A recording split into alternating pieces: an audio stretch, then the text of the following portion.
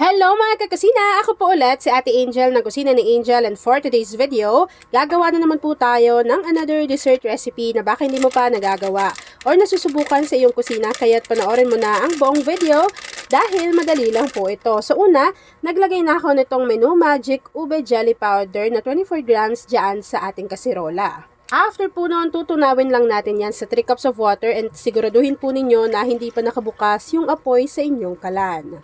Kapag nailagay na po natin yung ating water dito sa ating kasirola, haluin lang po natin ito ng maigi hanggang sa matunaw na po ng maigi yung ating ube jelly powder.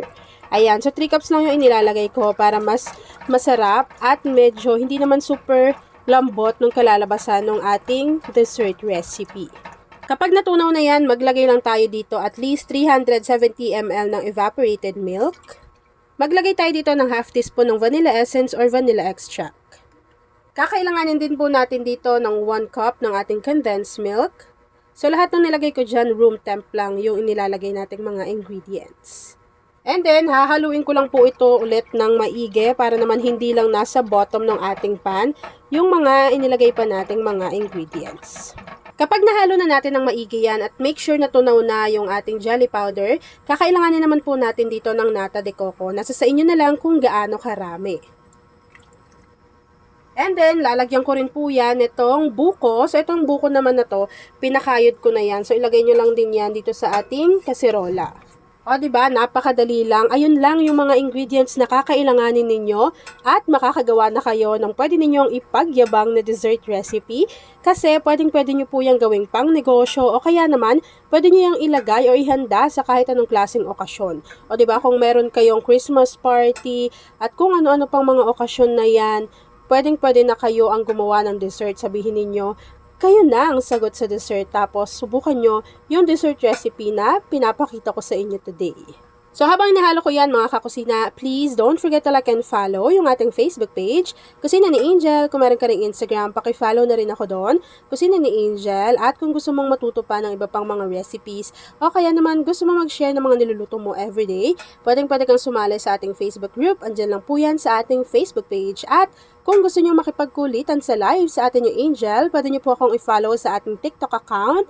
Pwede nyo pong i-search yung Kusina ni Angel _official yan. Tapos i-follow nyo na rin ako doon. So lulutuin ko lang to mga kakusina hanggang sa kumulo, and then after po nun, ipapakita ko sa inyo kung ano pa yung next procedure. Eto, hindi talaga to binigay sa akin. Binili ko to sa sarili kong pera. Pero, gustong-gusto ko lagi itong sinishare sa inyo. Kasi, kapag naubusan ako ng gas, talagang dito yung takbuhan ko. Yung mga 11 kilos ko na gas. Ito talaga.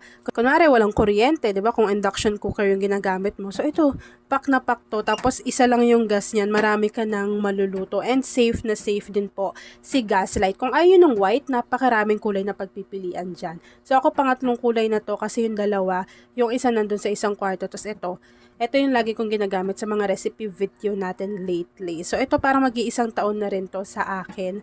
Pero sobrang tagal ko nang gumagamit ng Gaslight.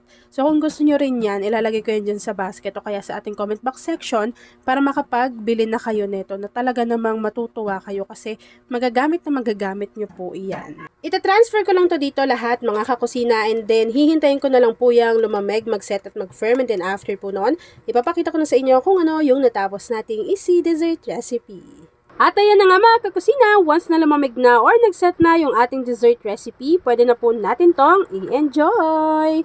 At ayan na mga kakusina, tapos na naman po ang ating easy dessert recipe na ube nata buko ref cake. Kung nagustuhan mo yung ating video, please like and share this video. At kung hindi ka pa nakakapag-subscribe sa aking YouTube channel na Kusina ni Angel, please click subscribe button, click mo na yung notification bell, click all para lagi kang updated sa bawat ina-upload kong mga videos. Yun lang mga kakusina. Thanks for watching and enjoy this video.